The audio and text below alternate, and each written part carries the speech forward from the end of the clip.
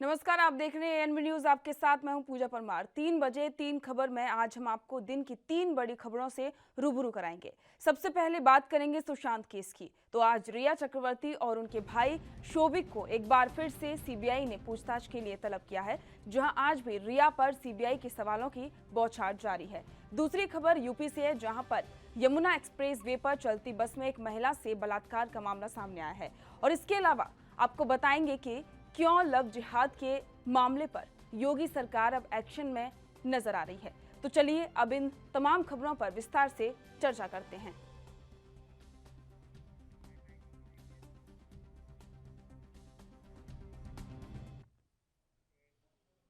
सुशांत सिंह राजपूत मौत के मामले में सीबीआई ताबड़तोड़ पूछताछ और जांच कर रही है।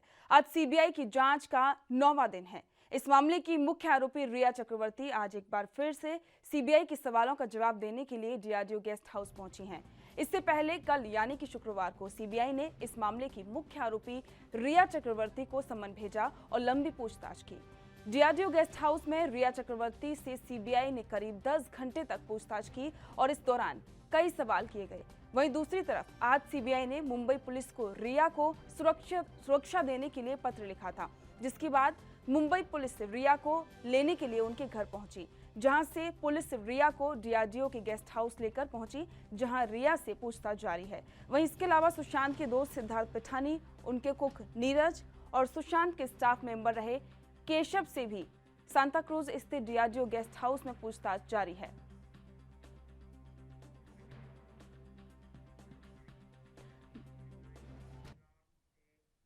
ज्यादा जानकारी के लिए हमारे संवाददाता मुंबई से सत्यप्रकाश सोनी हमारे साथ लाइव जुड़ गए हैं। सत्यप्रकाश, आज एक बार फिर से सीबीआई रिया चक्रवर्ती से पूछताछ कर रही है, क्या कुछ नई जानकारी सामने आ रही है?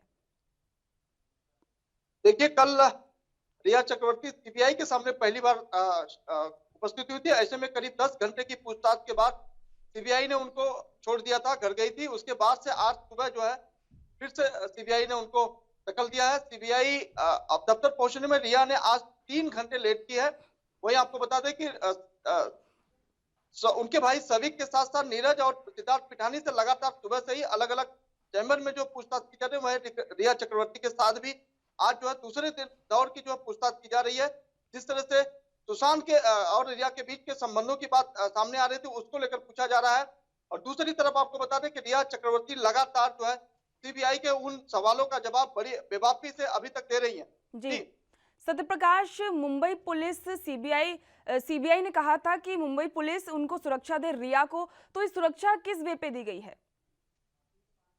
देखिए, जिस तरह से कल रिया चक्रवर्ती सीबीआई दफ्तर से निकलने के बाद जो है सबसे पहले अपने घर की तरफ रुकी थी, लेकिन जब वहां उन्होंने मीडिया को देखा तो सीधे चले गई नियर बाई पुलिस स्टेशन उनका सांता क्रूज, जहां उन्होंने मीडिया के खिलाफ जो लिखित तौर पर एक शिकायत दी थी कि मीडिया उनको परेशान कर रहे हैं। उनके परिवार, उनके माता पिता को मीडिया से काफी परेशानी हो रही है, जिसको लेकर मुंबई पुलिस ने एक पुलिस का दस्ता जो है उनके साथ भेजा था। हालांकि उस वक्त जो मीडिया को वहां से हटा दिया गया था, लेकिन उसके बाद से लगातार रिया चक्रवर्ती की यही बात थी कि मीडिया से काफी परेशान है, जिसको लेकर सीबीआई ने भी एक पत्र लिखकर मुंबई पुलिस से उनके परिवार को जो है सुरक्षा देने की मांग की थी, जिसके तहत मुंबई पुलिस ने आज जो है रिया चक्रवर्ती और उनके परिवार को जो है सुरक्षा मुहैया करवा दी है। सत्यप्रकाश, कल भी कुछ वीडियोस जो हम लाइव अपनी टीवी स्क्रीन पे दिखा रहे थे, उसमें भी रिया चक्रवर्ती मीडिया पर काफी गुस्सा दिखा रही थी, काफी ज्यादा गुस्से में नजर आ रही थी। और आज दूसरी बार सीबीआई रिया चक्रवर्ती से पूछताछ कर रही है, तो ये जो रिया का ये जो गुस्सा है जो मीडिया पर निकल रहा है, वो कहीं ना कहीं सीबीआई के सवालों की वजह से है। देखिए, जिस तरह से रिया चक्रवर्ती ने एक निजी चैनल को अपना इंटरव्यू दिया था, उसके बाद से तमाम चैनल खपा है। ऐसे में जिस तरह से रिया चक्रवर्ती कल एक वीडियो के जरिए अपना कोहना दिखाते हुए नजर आ रही थी, ऐसे में जाहिर सी बात है कि रिया चक्रवर्ती मीडिया से काफी नाराज है, क्योंकि उनका कहना है कि मीडिया जो है अनाप शनाप कुछ भी चीजें दिखाती है और कुछ भी बोलती है। इसको लेकर रिया चक्रवर्ती काफी नाराज है। हालांकि रिया चक्रवर्ती को अब तमाम सवालों का जवाब झेलना ही पड़ेगा, क्योंकि मीडिया है तो वो उनके पीछे दौड़ेगी। जी सत्यप्रकाश, ये भी बात सामने आई है कि मुंबई पुलिस के एक ऑफिसर है वो कोरोना पॉजिटिव पाए गए हैं, और साथ ही ये भी बात सामने आ रही है कि वो रिया चक्रवर्ती से मिले थे। तो क्या ऐसा हो सकता है कि रिया चक्रवर्ती का कोरोना टेस्ट करवाया जाए? देखिए, अभिषेक त्रिमुखे जो है डीसीपी हैं बांद्रा के, वो रिया चक्रवर्ती के संपर्क में काफी समय पहले थे, अभी की बात नहीं है, लेकिन जिस तरह से अभिषेक त्रिमे को कोरोना पॉजिटिव पाया गया है, जाहिर सी बात है उस पुलिस स्टेशन सहित तमाम अधिकारियों को क्वारंटीन किया जाएगा। हालांकि ये भी बताया जा रहा है कि उनके परिवार को भी क्वारंटीन किया जाएगा, क्योंकि जिस तरह से लगातार अभिषेक त्रिमे को जो है सीबीआई के साथ जांच एजेंसियों को मदद कर रहे थे, ऐसे में कि ऐसी उम्मीद लगाई जाती है कि सीबीआई के भी कुछ अधिकारी जो उनके संपर्क में आए थे, उनको भी शायद क्वारंटीन किया जा सकता है। जी सत्यप्रकाश, सीबीआई लगातार सिद्धार्थ पिठानी और कुक नीरज से पूछताछ कर रही है। अभी भी 9वें दिन आज पूछताछ का दिन है, आज भी सीबीआई ने उन दोनों से पूछताछ की। इसके पीछे की वजह क्या हो सकती है कि लगातार उन दोनों से अभी भी पूछताछ जारी है सीबीआई की? देखिए, सिद्धार्थ पिठानी ने कई अहम खुलासे किए हैं पिछले 2 दिन में। जिस तरह से सिद्धार्थ पिठानी ने रिया चक्रवर्ती और सुशांत को लेकर तमाम बातें सामने रखी है, वो कहीं न कहीं चौंकाने वाली। जिस तरह से आपको सबसे पहली बात बता दें, जी। जिस तरह से उन्होंने कहा था कि हाँ, 13 तारीख को रात को जो है रिया चक्रवर्ती ने कुछ लोगों को सुशांत के घर में भेजा था, जो आईटी एक्सपर्ट थे, जिन्होंने हार्ड डिस्क निकाला था, उसको नष्ट करने की बात की गई थी। इस दौरान सुशांत को फोन भी आया था रिया चक्रवर्ती का कि जो हो रहा है होने दीजिए। तमाम चीजें उन्होंने सिद्धार्थ पिठानी ने बताया थी। इसको लेकर सीबीआई जो है पूरी तरह से आश्वस्त होना चाहती है कि सिद्धार्थ पिठानी का बयान कहीं बदली तो नहीं हो रहा। इसको लेकर पूछताछ कर रहे हैं। वहीं नीरज से भी पूछा जा रहा है, क्योंकि नीरज और दीपेश उस वक्त मौजूद थे। तो तमाम चीजें हैं जो सीबीआई आश्वस्त होना चाहती है कि कहीं बयानों में असमानता तो नहीं है। तो इसीलिए जो है बार बार जो है पूछा जा रहा है। हालांकि ये भी बताया जा रहा है कि रिया चक्रवर्ती का जो बयान है अब मजिस्ट्रेट के सामने जो है दर्ज किया जाएगा, क्योंकि रिया चक्रवर्ती के बयानों में भी कभी कभी असमानता देखने को मिल रही है। जी पूजा। सत्यप्रकाश, रिया चक्रवर्ती की कुछ चैट्स वायरल हो रही हैं जिसमें ड्रग्स का कनेक्शन नजर आ रहा है। क्या कुछ जानकारी मिल पा रही है? देखिए, रिया चक्रवर्ती का ये दूसरा चैट ड्रग्स कनेक्शन को लेकर दूसरा चैट है, जिसमें साफ तौर पर रिया चक्रवर्ती जो है एक ड्रगिस्ट से जो है बात करते हुए नजर आ रही है कि किस तरह से उनको ड्रग्स गांजे की जरूरत है और वो कितनी क्वांटिटी में चाहिए। तमाम चीजें सामने चैट के द्वारा आई है। इसमें लेकर एनसीबी जो पूरी तरह से मुस्तैद है। एनसीबी के पास इस वक्त तमाम जो है रिया चक्रवर्ती के खिलाफ जो है सवालों को खाका तैयार कर लिया। लेकिन जिस तरह से सीबीआई अभी पूछताछ कर रही है, ऐसे में एनसीबी को फिलहाल इंतजार करना पड़ेगा। रिया ने खुद कहा है कि वो ड्रग्स नहीं लेती हैं, लेकिन फिर वो ड्रग्स, सवाल तो ये भी उठता है सत्यप्रकाश कि जब वो रिया खुद ड्रग्स नहीं लेती हैं तो क्या वो ड्रग्स सुशांत के लिए थे?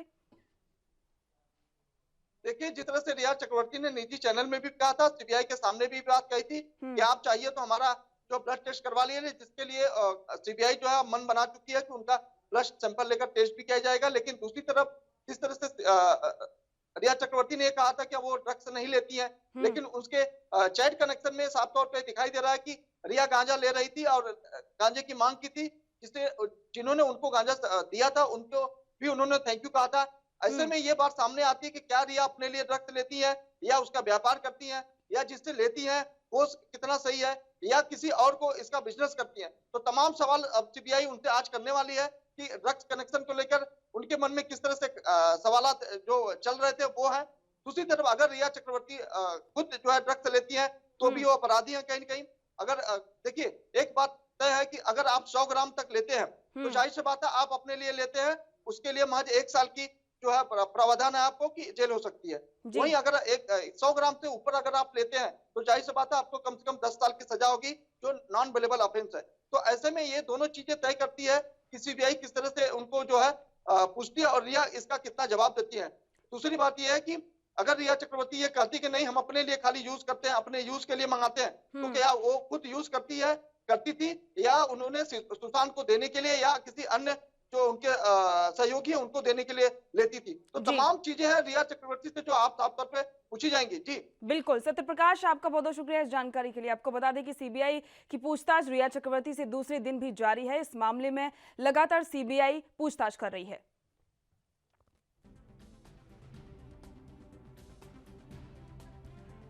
आपको बता दें कि रिया चक्रवर्ती से कल भी सीबीआई ने करीब 10 घंटे तक पूछताछ की थी और अब दूसरे दिन भी रिया चक्रवर्ती से सीबीआई पूछताछ कर रही है और इसके लिए सीबीआई ने कई सारे सवाल तैयार किए हैं।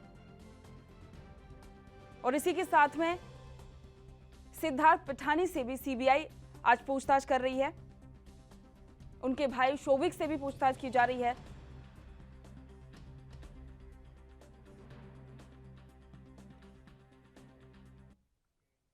और अगली खबर की बात करते हैं। यमुना एक्सप्रेस वे पर लखनऊ से दिल्ली जा रही एसी बस में महिला से दुष्कर्म का मामला सामने आया है। महिला की सूचना पर पुलिस ने मॉन टोल से बस को पकड़ लिया और आरोपी को गिरफ्तार कर लिया है। बताया जा रहा है कि दिल्ली के रोहिणी के सेक्टर 21 निवासी शादीशुदा महिला की ओर से मथुरा के मॉन्ट थाने पर रिपोर्ट दर्ज करवाई गई है।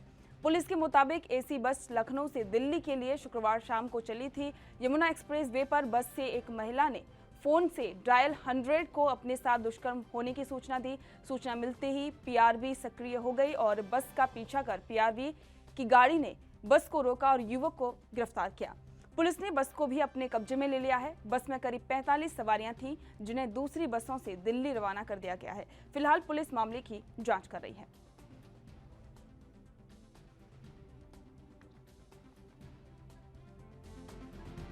आज प्रातः एक महिला द्वारा शिकायत दर्ज कराई गई कि जब वह एक प्राइवेट डबल डेकर बस से लखनऊ से दिल्ली अपने घर जा रही थी, तो इसी दौरान रास्ते में टोल मार्ट के पास बस के हेल्पर द्वारा उनके साथ गलत काम किया गया। उनकी सूचना पर अभियोग पंजीकृत किया जा रहा है। आरोपी को हिरासत में लेकर अग्रिम विधिक कार्रवाई की जा रही है।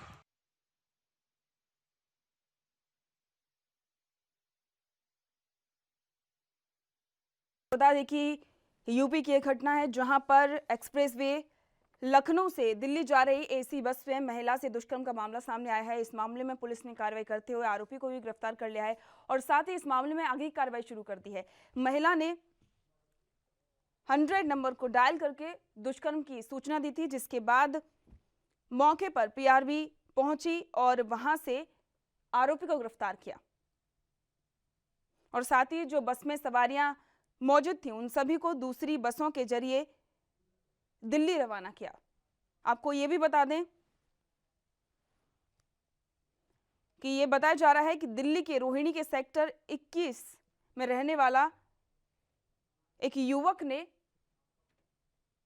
महिला के साथ दुष्कर्म किया है, जिसके खिलाफ पुलिस ने कार्रवाई की है और उसको गिरफ्तार कर लिया है। फिलहाल पुलिस इस मामले में आगे कार्रवाई कर रही है।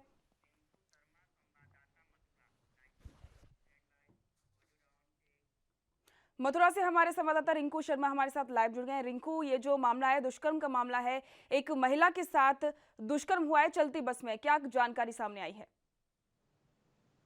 जी मैं पुजारी मैं आपको बता दूं, मथुरा के यमुना एक्सप्रेस पे मार्ट टोल पे घटना है। सुबह लखनऊ से एक वोल्वो बस दिल्ली के लिए जा रही थी, जिसमें एक महिला के द्वारा 112 पर सूचना दी गई कि मेरे साथ दुष्कर्म की घटना हुई है। तो वहीं पुलिस ने पहुंचकर मौके पर आरोपी कंडक्टर को गिरफ्तार कर लिया है और बाकी आगे की कार्रवाई की जा रही है। तो क्या ये दुष्कर्म किया गया है वो कंडक्टर ने किया है, क्योंकि उनको भी गिरफ्तार किया गया है? जी पुजारी मैं आपको बता दूं, महिला का आरोप है कि बस के कंडक्टर द्वारा मेरे साथ दुष्कर्म किया गया है और महिला दिल्ली की बताई जा रही है और महिला ने 112 पर कॉल करके पुलिस को सूचना दी थी। पुलिस ने मौके पर पहुंच के कंडक्टर को गिरफ्तार किया है और उससे पूछताछ की जा रही है। तो अभी एक करीब कितने बजे की घटना है? जी मैं आपको बता दूं, ये करीब सुबह की घटना है। सुबह जैसे ही महिला लखनऊ से दिल्ली के लिए जा रही थी, तो रास्ते में महिला ने 112 पर कॉल की। मथुरा जो मार्ट टोल प्लाजा पड़ता है थाना मार्ट क्षेत्र में, तो उस पर महिला ने सूचना दी। सूचना देने के बाद पुलिस मौके पर तत्काल पहुंची और कंडक्टर को गिरफ्तार करके आगे की कार्रवाई की जा रही है और महिला का मेडिकल भी कराया जा रहा है। जी रिंकू, आपको बहुत बहुत शुक्रिया जानकारी के लिए। आपको बता दें कि ये घटना उत्तर प्रदेश की मथुरा की है, जहां पर एक महिला ने पुलिस में बस में दुष्कर्म करने की शिकायत दर्ज करवाई है, जिसमें कार्रवाई करते हुए पुलिस ने एक आरोपी को गिरफ्तार कर लिया है और आगे की कार्रवाई शुरू कर दी है।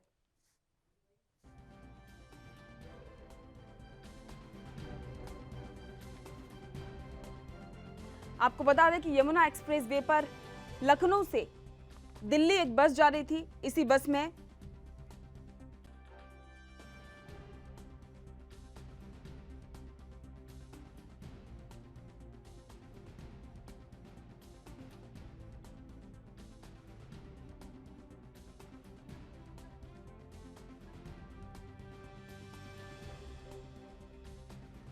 ये महिला दिल्ली की रहने वाली है जिसने ये शिकायत दर्ज कराई है कि उसके साथ चलती बस में दुष्कर्म किया गया है। इसमें कार्रवाई भी की जा रही है, लेकिन सवाल तो ये उठता है कि आखिरकार योगी सरकार कब तक चुप बैठ रहेगी, क्योंकि पिछले कई दिनों से हम देख रहे हैं कि कितने सारे दुष्कर्म के मामले सामने आ रहे हैं। छोटी छोटी बच्चियों के साथ भी दुष्कर्म के कई मामले उत्तर प्रदेश से सामने आ रहे हैं, जिसके बाद कई सारे जो विपक्षी नेता भी योगी सरकार पर सवाल उठा रहे हैं और इस पर उत्तर प्रदेश का जो पुलिस प्रशासन है उस पर भी कई सारे सवाल खड़े हो रहे हैं।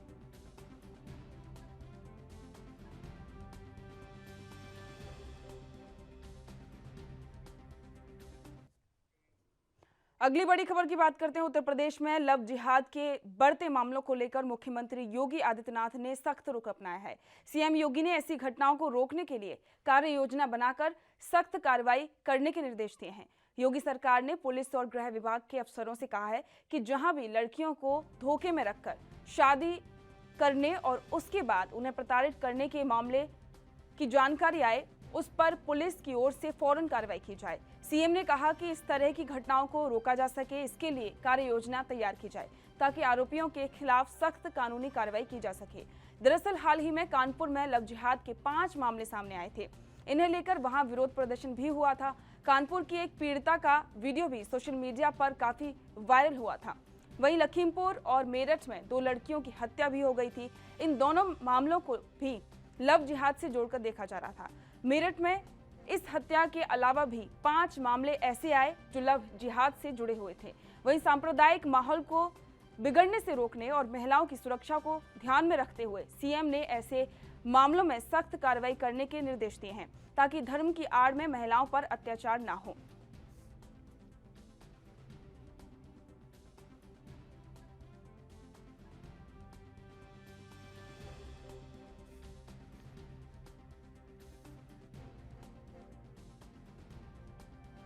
आपको बता दें कि उत्तर प्रदेश में लव जिहाद के काफी ज्यादा मामले सामने आ रहे हैं, जिसको देखते हुए सीएम योगी आदित्यनाथ ने कड़ा फैसला लिया है। उन्होंने कहा है कि इस मामले में सख्त कार्रवाई की जाए। इसके लिए एक प्रॉपर टीम गठित की जाए जो कि इन मामलों की सही से समीक्षा करे ताकि लव जिहाद के मामलों में कमी आए।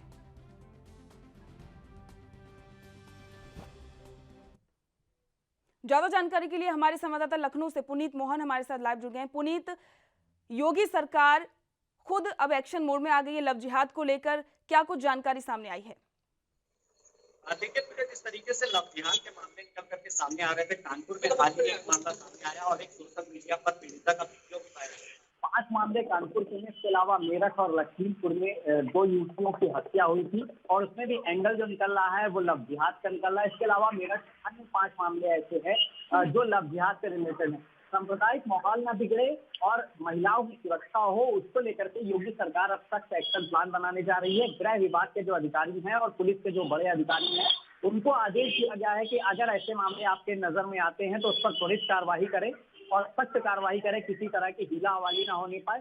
साथ ही एक सलाह मांगी गई है गृह विभाग के अधिकारियों से कि क्या जरूरत है इस पर कोई कानून बनाने की, उसकी एक रिपोर्ट तैयार करिए और अगर जरूरत है तो उस हिसाब से एक सख्त कानून बनाया जाएगा। महिलाओं की सुरक्षा को लेकर के विभाग से सवाल उठा रहा था और जब एक और प्रदेश की घटनाएं हो रही या फिर अन्य कई मामले हो रहे हैं उससे जब उसका एंगल तलाशा जाता था, जब पुलिस तफ्तीश करती थी तो सीधे तौर पे एक बात निकल करके सामने आती थी कि लव जिहाद से रिलेटेड मामले ज्यादा है। यूपी पश्चिम के काफी मामले हैं, कानपुर के 5 मामले हैं और मेरठ में अक्सर लव जिहाद के मामले, एक बहुत चर्चित मामला कुछ दिन पहले लव जिहाद का सामने आया था। उसको देखते हुए अब सरकार एक्शन मोड में आई है और महिलाओं की सुरक्षा के लिए और सांप्रदायिक माहौल न बिगड़े, क्योंकि जो कानपुर में घटना हुई, कानपुर में 5 ऐसे मामले लव जिहाद के सामने आए। उसके बाद सोशल मीडिया पर लोगों का काफी गुस्सा जाहिर कर रहे थे लोग और दूसरी बात उसको लेकर के वहां पर थोड़ा सा धरना प्रदर्शन भी हुआ था। यही धरना प्रदर्शन आगे उग्र रूप ना ले ले, उसको देखते हुए सरकार एक सख्त एक्शन प्लान बनाने जा रही है। गृह विभाग के जो अधिकारी हैं, प्रमुख सचिव गृह जो हैं अवनीश अवस्थी, उनके साथ में जो टीम है पूरी, तो उनको एक आदेश दिया है सीएम योगी ने कि देखिए क्या जरूरत है कि जो जिहाद है इसके खिलाफ कोई कानून बनाया जाए और जब तक ये कानून नहीं बन रहा है, अगर पुलिस के अधिकारियों की नजर में ऐसा कोई मामला सामने आता है तो एक सख्त एक्शन लिया जाए और सीधे तौर पर त्वरित कार्रवाई करी जाए। किसी भी तरह की लापरवाही बर्दाश्त नहीं होगी।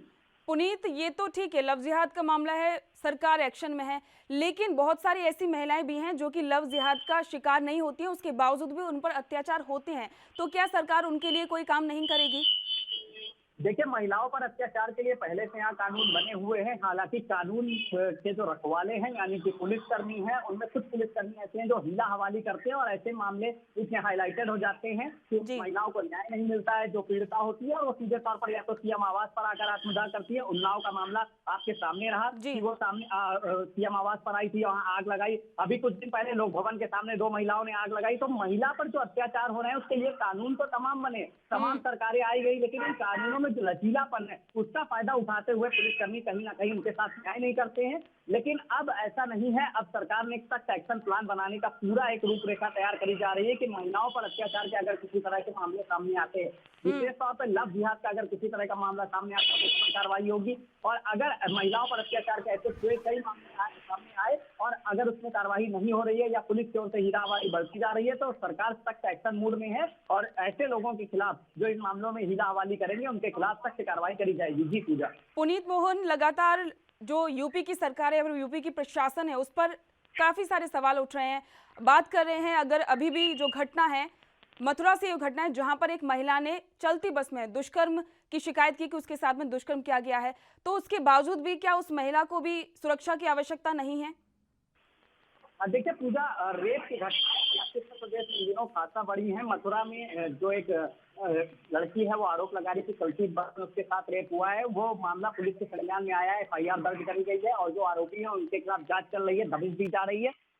रेप के कई मामले इधर खुल करके सामने आए। पिछले कुछ दिनों से विपक्ष काफी हावी रहा और सीधे तौर पर कहीं ना कहीं सरकार उसको देखते हुए एक कानून बनाने जा रही है, एक सख्त एक्शन प्लान बनाया जा रहा है। क्योंकि जो पिछले रेप केसेस आप देखेंगे विशेष तौर से यूपी पश्चिम के, उसमें लव जिहाद के मामले खुल करके काफी सामने आए थे कि पहले लड़की का रिलेशन था उस व्यक्ति के साथ में, लेकिन जब पता चला कि वो दूसरे धर्म का है तो उसमें खाना पाना खराब हुआ और सीधे तौर पर कहीं ना कहीं लड़की आरोप लगाती है, फिर उसकी हत्या हो जाती है। ऐसे मामले खुल करके सामने आए। कानपुर में 5 ऐसे मामले सामने आए हैं जो लव जिहाद से रिलेटेड है और कानपुर में लोगों का गुस्सा इसके प्रति दिखाई दिया। लोग इसके खिलाफ थे और काफी नाराजगी उन्होंने सोशल मीडिया पर जाहिर करी है। यही गुस्सा, यही नाराजगी कहीं उग्र रूप धारण कर ले, उसको लेकर के सीधे तौर पर सीएम योगी आदित्यनाथ काफी एक्शन मूड में है, सख्त मूड में है और जो पुलिस अधिकारी उनको आदेश दिया है कि सीधे तौर पर अगर आपके पास ऐसे कोई मामले आते हैं तो उनमें त्वरित कार्रवाई करिए, किसी भी तरह की लापरवाही बर्दाश्त नहीं होगी। जी पुनीत, पहले से भी काफी ज्यादा टीम है जो एक्टिव हैं। खुद सीएम योगी ने एक एंटी रोमियो टीम बनाई थी जो कि यही काम देखती है कि महिलाओं पर अत्याचार ना हो, तो अब वो टीम क्या कार्रवाई कर रही है? क्या अभी तक वो एक्टिव क्योंकि दिखाई नहीं दे रही है?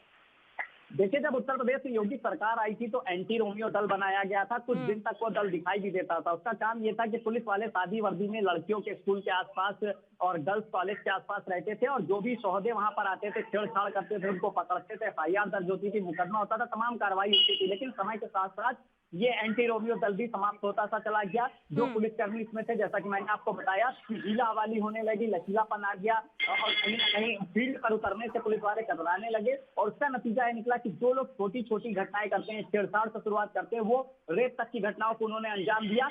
अब लेकिन सीधे तौर पर जिस तरीके से सरकार एक्शन मूड में दिख रही है महिलाओं की सुरक्षा को लेकर के, कहीं ना कहीं सीएम योगी काफी सख्त नजर आ रहे हैं और एक सख्त आदेश दिया गया है कि सबसे पहले मामला लव जिहाद का देखिए, अगर कोई कानून बनाना है तो कानून बनाएंगे उसके लिए, अगर घटनाएं आती है तो सख्त एक्शन लीजिए। इसके साथ ही महिलाओं से जुड़े जो भी अत्याचार के मामले थाने पर आते हैं उनमें हीला हवाली ना होने पाए, कोई पुलिसकर्मी उसमें किसी भी तरह की महिला के विपरीत कोई रिपोर्ट ना लगा पाए, क्योंकि कई ऐसी शिकायतें आई कि महिला ने शिकायत करी, उसकी शिकायत भी दर्ज हो रही थी और जब चार्जशीट लगाई जाती है तो चार्जशीट में जो आरोपी है उनके ऊपर जो आरोप लगे होते हैं उनको इतना हल्का कर दिया जाता है कि उनको आसानी से जमानत मिल जाती है। ऐसे में जो पुलिस के वरिष्ठ अधिकारी हैं उनको आदेश दिए गए हैं कि जो कमांडिंग ऑफिसर हैं, जो भी जोन है जोन के, उनको सबको सख्त आदेश दीजिए कि अगर ऐसे मामले सामने आते हैं तो उनको अपने हैंडल मिले, चाहे वो एसपी हो चाहे एसएसपी, अपने हैंडल मिले और सीए लेवल से इसकी जांच कराए और सीधे तौर पर सख्त कार्रवाई करे। अगर सख्त कार्रवाई नहीं होगी तो यही छोटा क्राइम करने वाले आगे बड़ा क्राइम करने लगते हैं और कहीं ना कहीं सरकार की बदनामी होती है। जी पूजा। पुनीत, चलो ठीक है, ये तो बात कर रहे हैं योगी सरकार काम कर रही है, अच्छी बात है, नई कानून लगाने की बात करिए, ये भी बहुत अच्छी बात है, लेकिन सवाल तो ये भी उठता है कि क्या ये जो नई जो टीम बनाएगी या फिर जो नया कानून बनाएगी लव जिहाद को लेकर, वो सिर्फ और सिर्फ शहरों तक ही सीमित रहेगा या फिर ग्रामीण क्षेत्रों की जो महिलाएं हैं वो अपनी बात को कभी सामने नहीं रख पाती हैं, उन तक भी ये पहुंचेगा? देखिए जो ये प्लान है, पहले आपको इसकी पूरी रूपरेखा समझा देता हूँ। ये एक्शन प्लान इसलिए बनाया जा रहा है कि जो भी मान लीजिए कोई जिला है, उसका जो सीओ के लेवल के ऊपर एसपी है, अब अगर ऐसे मामले थाने पर आते हैं तो जांच सीओ को जाएगी और सीओ सीधे जांच की जानकारी एसपी को देंगे। अगर एसपी जो जांच अधिकारी सीओ को बनाना चाहते हैं तो सीओ जांच करेंगे, अन्यथा एक नई टीम बना करके जांच कराई जाएगी, ताकि जो इंस्पेक्टर लेवल पर मामला, थाने लेवल पर शिकायत आती है कि मामला मैनेज हो गया, वो मामला मैनेज ना हो पाए। लव जिहाद से रिलेटेड जो मामले आएंगे उसको आईपीएस ऑफिसर देखेंगे, यानी कि एसपी रैंक के, सीओ रैंक के अधिकारी सीधे एक्शन लेंगे, सीधे कार्रवाई करेंगे और वही जांच अधिकारी होंगे। इसके लिए जो प्रमुख सचिव गृह हैं और जो पुलिस के वरिष्ठ अधिकारी हैं, उनको आदेश दिए गए हैं और इसके साथ ही उनको एक निर्देश ये भी दिया गया है कि हर जिलों में ये मैसेज पहुंचा दें कि एसपी जो हैं वो इन सब मामलों पर विशेष तरीके से नजर रखें और इस मामलों को वाच करें। जो भी मामले आते हैं, अगर उनके पास कोई पीड़िता आती है शिकायत करने, तो उस पर सख्त एक्शन लें। अगर जांच अधिकारी करप्ट है या गलत रिपोर्ट लगा रहा है, या जो महिला है उसको ये लग रहा है कि गलत रिपोर्ट लगाई जा सकती है, तो कहीं ना कहीं जो जांच अधिकारी उसको चेंज करिए, जांच की पूरी टीम को चेंज करिए, लेकिन उसको न्याय दीजिए। अगर ऐसे ही अपराधी छूटते रहे, जमानत पर बाहर आते रहे, तो यही अपराधी बाहर आने के बाद बड़ा अपराध करते हैं, जिससे सरकार की बदनामी होती है। बिल्कुल। अब इसको देखते हुए कहीं ना कहीं सरकार सख्त हुई है और महिलाओं पर अत्याचार को लेकर के एक विशेष कानून बनाने जा रही है, जिसमें लव जिहाद प्रमुख है। लव जिहाद को लेकर के कानून तैयार करने को कहा गया है और रूपरेखा जैसे तैयार होगी, हो सकता है कि आने वाले दिनों में योगी सरकार इस पर एक कानून बनाएगी। जी बिल्कुल बिल्कुल पुनीत, आपका बहुत बहुत शुक्रिया जानकारी के लिए।